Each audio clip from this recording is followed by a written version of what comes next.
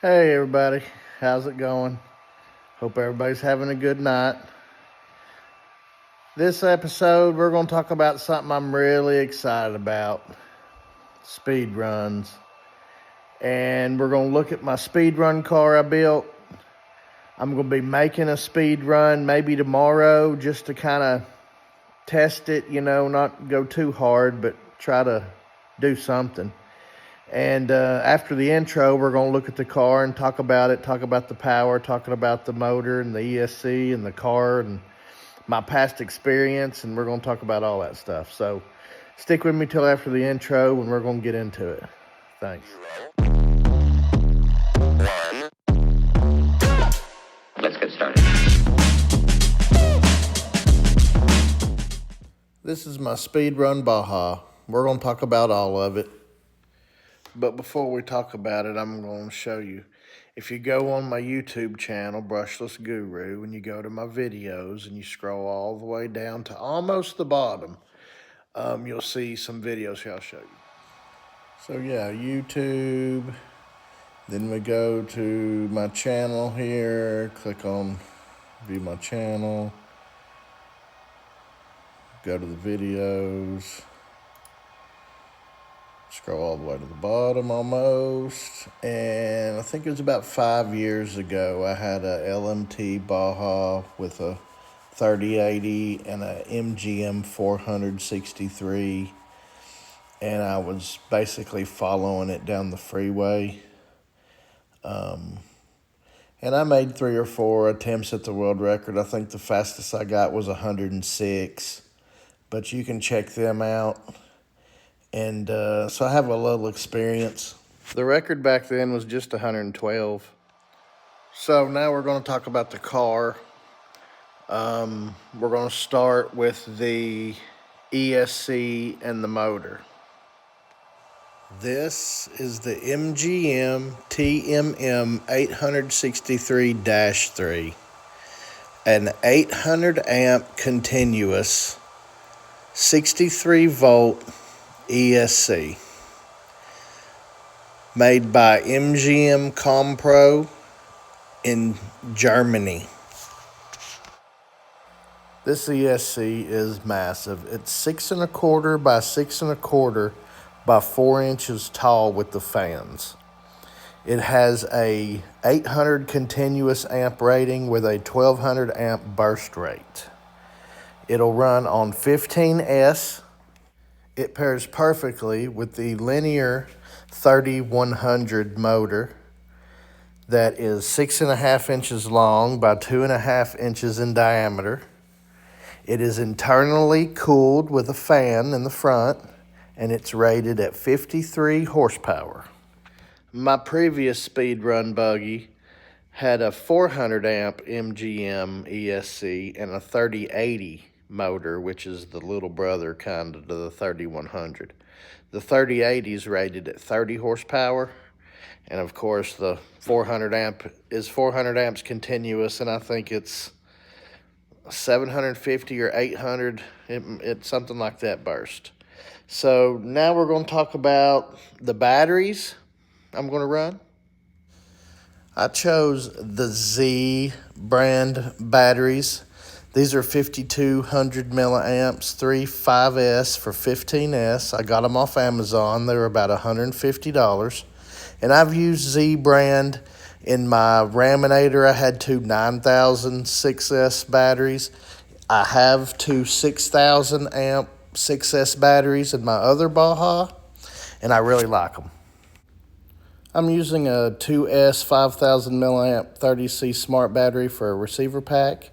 So here you see the batteries in the Baja. The 4-inch extended chassis really gives you the room you need. So a big problem when I first started speed running all them years ago was wheels and tires. I've got a video where it throws a foam out of the front wheel at like 80 or 90. I can't remember how fast we went, but it threw the foam out on the freeway. You can see it sling the foam out of the front wheel. And I actually had BRPs on the back that I'd got too from somebody, and I didn't really know about them then. So now let's look at the wheels and tires we got. On the front, we're using a BRP Pro Stock wheel, which is 1 inch wide.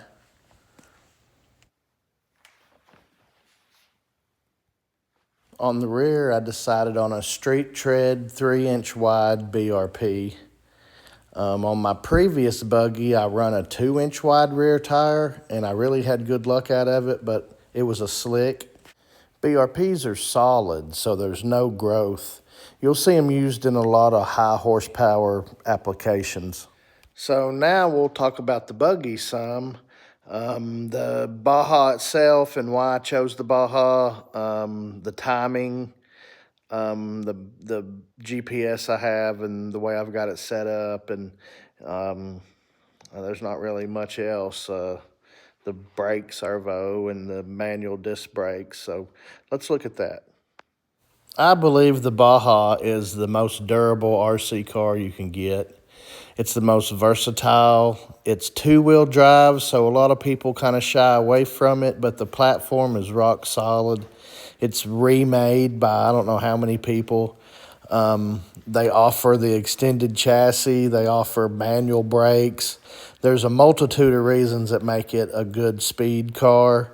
It's light. The body's narrow. The chassis, I feel like that it would take a lot for wind to catch the narrow chassis, so there's not a lot of kiting. The transmission is extremely strong. I've never broke one. If I do break it, I have another transmission that's built waiting, but I've never broke one, so I'm going to see how it goes. Here's a quick look at that transmission. So now let's look at how I'm going to keep track of the mile per hour right now. I have a GNSS performance analyzer mounted in the nose, and it's hardwired into a switch that's connected into the electrical system that runs off the 2S. And I also have a Garmin Forerunner 201 mounted. So I have two. So now let's look at my radio and the receiver I'm going to use. I'm going to use my Futaba 7PXR, and I have a Futaba R203GF receiver.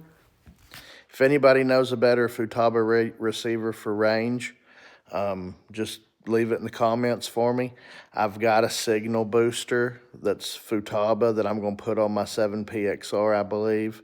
I'm going to look at that in a little bit, and that's probably going to be another video, but that's the radio. I did add this onboard camera. It's just a little cheap action cam. I can set the resolution. I've used it before on some other stuff, and it worked real good. I might have used this on the last Buggy I had, or it was the same kind of camera. I don't think this was the camera. But, yep, so there will be onboard video of the run. I believe that's everything. Let's take one last look at the car. In the gearing calculator that I have, with the gearing currently, the wheels and tire size, the calculator says it should go about 146. So I'm not real sure what it'll actually run. That's what it's geared for right now. And that's on 12S. The calculator only go to 12S. I'm running 15S. So I don't really know what the difference is. It's quite a bit for 3S, but I'm not sure. The world record is 135.4, I believe. And that's in Australia in the ROSA Association, Radio Operated Scale Speed Association.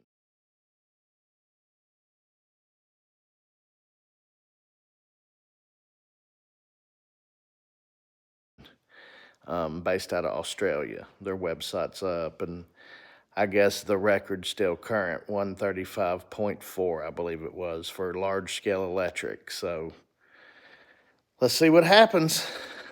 Thanks, everybody, for tuning in. And like I said, I may try to run tomorrow. And if I run tomorrow, I'll have a video tomorrow. Thanks for watching, guys. See you later.